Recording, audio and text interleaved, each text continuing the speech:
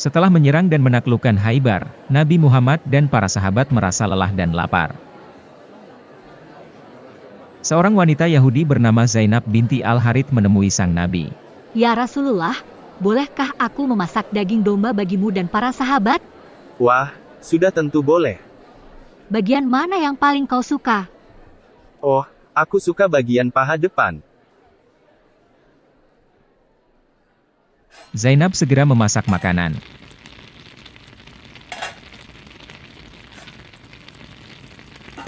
Suamiku Salam ibn Miskam, dan para lelaki di keluargaku dibunuh Muhammad. Ini kesempatan dari Tuhan untuk membalas keluargaku. Zainab menaburi racun kuat pada daging domba itu. Nih untuk suamiku, kau bunuh dia. Ini lagi, untuk pamanku, ini untuk abangku, oh nasib keluargaku. Zainab menghidangkan masakan domba itu pada sang Nabi dan para sahabatnya. Seorang muslim bernama Bishr ibn Al-Bara ibn Marur duduk di sebelah Nabi. Nabi memakan dagingnya, tapi tidak menelannya. Bishr juga memakannya, dan dia lalu menelan daging itu. Tahan tangan kalian, kaki domba ini memberitahuku bahwa ia beracun. Wajah Bishr menghijau. Dia lalu jatuh ke lantai dan mati.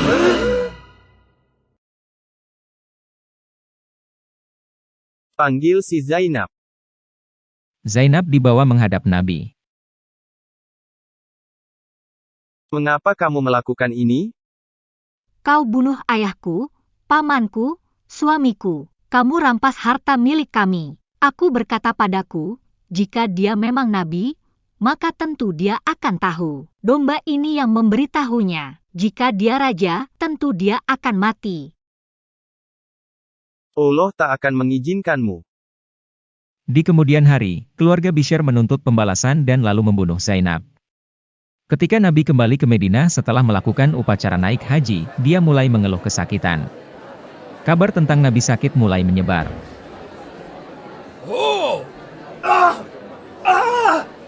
Aisyah, aku merasa sangat kesakitan, bagaikan urat nadiku diiris. Hal ini terjadi sekitar setahun setelah perampokan Khaybar, atau 2 tahun sebelum Nabi wafat. Rupanya, racun itu secara perlahan merusak tubuhnya dan mengakibatkan rasa sakit yang hebat. Ketika Nabi mulai merasa sakit akibat racun itu, dia menyampaikan hal ini pada orang-orang sekitarnya. Ibu Bishr bin Al-Bara datang menjenguknya. Oh, Rasulullah, ada apa denganmu? Bishr, rasanya urat jantungku diiris karena makanan yang kumakan bersama putramu di Khaybar. Oh Rasulullah, aku tak pernah melihat orang demam seperti ini. Cobaan kita berkali lipat, demikian juga anugerah kita di surga. Apa yang orang katakan tentang penyakitku? Mereka bilang itu birsam. Allah tak akan membiarkan Rasulnya menderita birsam karena itu adalah tanda kerasukan setan, tapi penyakitku adalah karena daging yang kumakan bersama putramu. Racun itu memotong urat jantungku.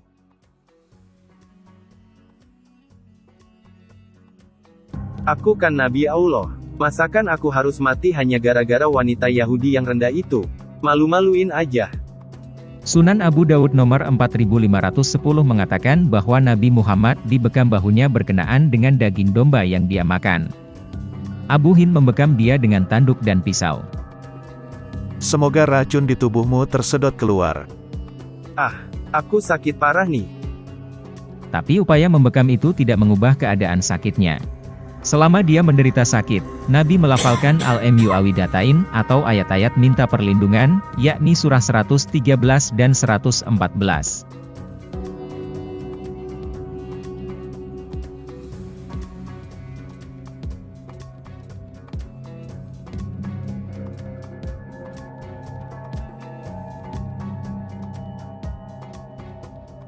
Dan dia lalu meniup seluruh tubuhnya sembari mengusap wajahnya. Ini jelas merupakan usaha ingin sembuh.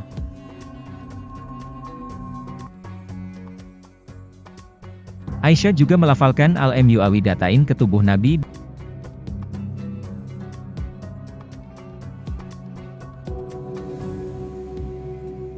dan mengusapkan tangan Nabi ke tubuhnya dengan harapan mendapat berkah kesembuhan. Apakah berhasil sembuh? Ternyata tidak. Bahkan dikatakan Jibril juga berdoa bagi sang Nabi.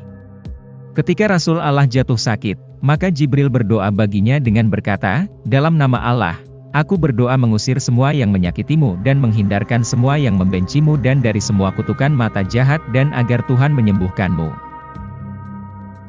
Apakah doa Jibril dikabulkan? Ternyata tidak.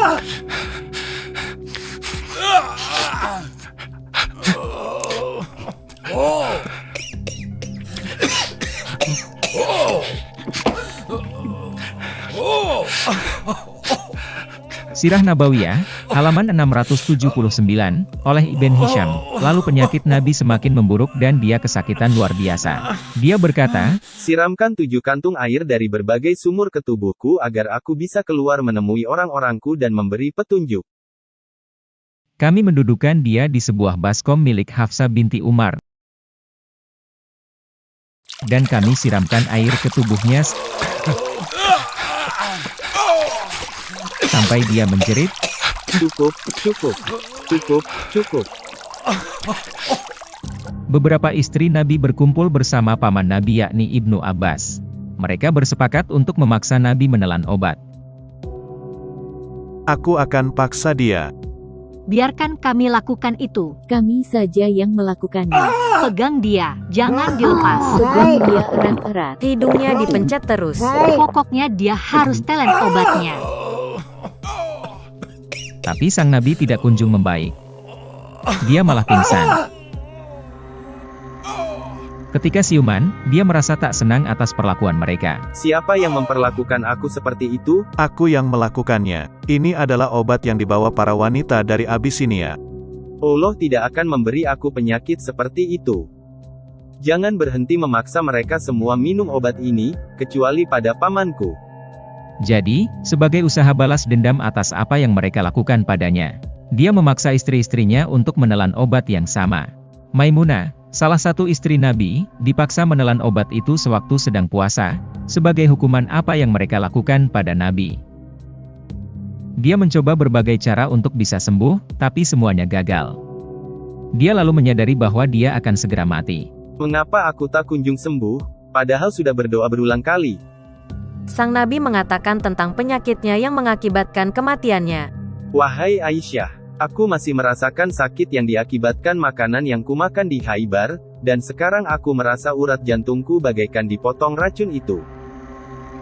Untuk menutupi kebohongannya sebagai Nabi, dia mengaku bahwa Allah memberinya 2 pilihan, disembuhkan Allah atau hidup bersama Allah di surga.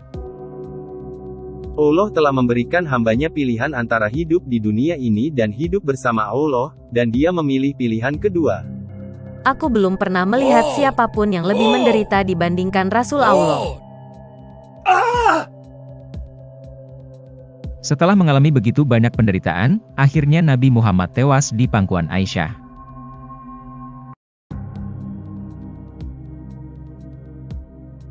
Para sahabat Nabi tidak menguburkan Nabi Muhammad selama 3 hari. Mereka membiarkan saja mayatnya membusuk di kamarnya selama itu. Mungkin mereka mengira dia akan bangkit kembali di hari yang ketiga seperti siapa tuh? Siapa? Saya. Hahaha.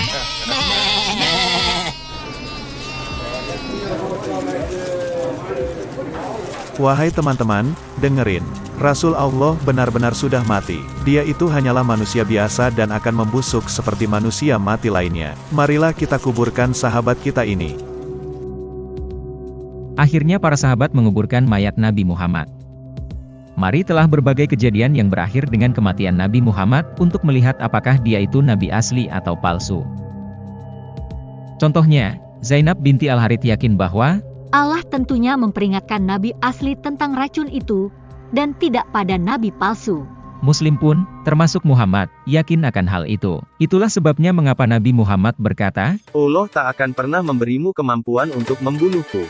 fakta bahwa Muhammad tewas karena racun itu membuktikan bahwa Allah tak mampu melindungi Rasulnya nan tercinta dan bahwa Muhammad adalah Nabi palsu. Zainab seorang diri saja mampu mengenyahkannya. Bukti lain adalah bahwa Muhammad berusaha keras untuk sembuh, tapi semua usaha dan doanya tidak mempan. Ini bukan pertama kali doanya gagal. Dia berdoa demi nyawa putranya, Ibrahim, tapi tidak dikabulkan.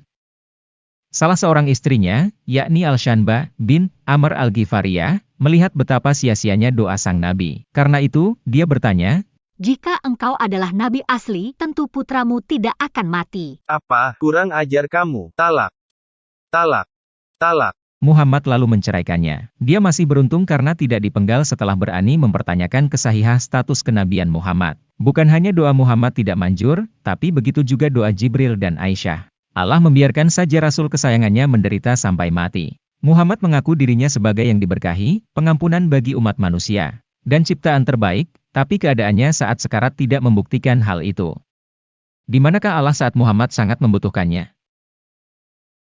Sang Nabi mengaku bahwa urat jantungnya terasa dipotong di Bukhari Sahih nomor 4428. Disampaikan oleh Aisyah. Sang Nabi mengatakan tentang penyakitnya yang mengakibatkan kematiannya, "Wahai Aisyah, aku masih merasakan sakit yang diakibatkan makanan yang kumakan di Khaibar, dan sekarang aku merasa urat jantungku bagaikan dipotong racun itu." Ini merupakan perkataan yang persis sama dengan Quran, Surah Al-Haqqah, ayat 44-46, dan sekiranya dia Muhammad mengada-adakan sebagian perkataan atas nama kami, pasti kami pegang dia pada tangan kanannya, kemudian kami potong urat jantungnya. Apakah yang Allah katakan dia akan perbuat jika Muhammad mengarang-arang wahyu ilahi? Allah akan memotong urat jantungnya. Dan apakah yang Muhammad katakan tentang racun itu pada dirinya? Racun itu memotong urat jantungnya. Jadi, apa kesimpulannya? Muhammad mati persis seperti yang Allah katakan bagaimana dia mati jika dia memalsukan wahyu ilahi. Yo, Al-Shanbah, aku dengar Nabi menceraikanmu. Iya, betul. Wah, janganlah bersedih.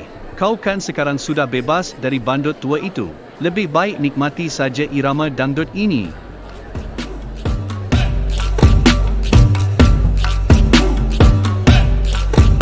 Jika Muhammad itu Nabi asli, kenapa dia tidak tahu tentang racun itu sebelum memakannya? Jika memang sudah takdir Allah agar Muhammad makan racun itu, sama seperti Bishr, maka mengapa Muhammad berusaha sembuh? Gimana bisa Jibril tak tahu kehendak Allah? Mengapa Jibril repot berdoa jika Allah sudah menentukan kematian?